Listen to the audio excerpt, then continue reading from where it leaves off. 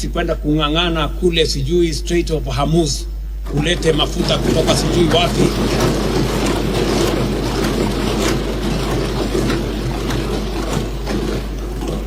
Sasa nimesikia nyie mnamuuliza Mama Suluhu maswali magumu. Mbona yule bwana ameenda kutangaza refinery ya Tanga na kule na sisi wenyewe hatujatangaza?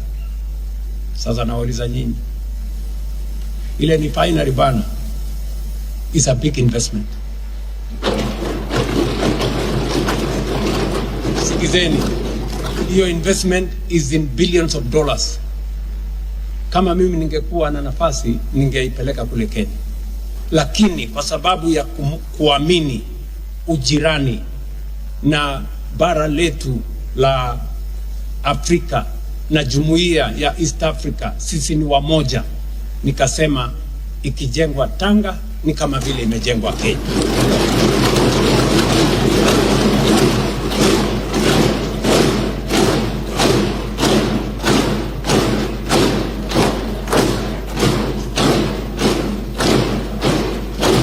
And why?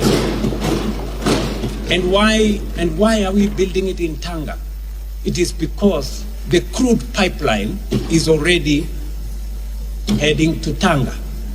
Na mafuta pale tukimalizia itakuwa sehemu fupi sana kutoka Tanga mpaka Mombasa.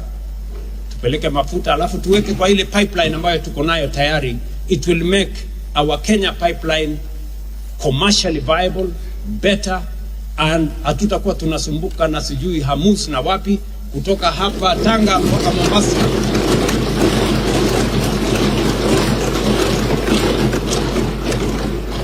Sikizeni bana, kawaida kupata mwegezaji ambaye analeta mabilioni lazima uwapigie magoti, uwaambie maneno mazuri, wapatie sijui incentives, sijui wapatie nini. Mimi na wasaidia kuleta investment Tanga.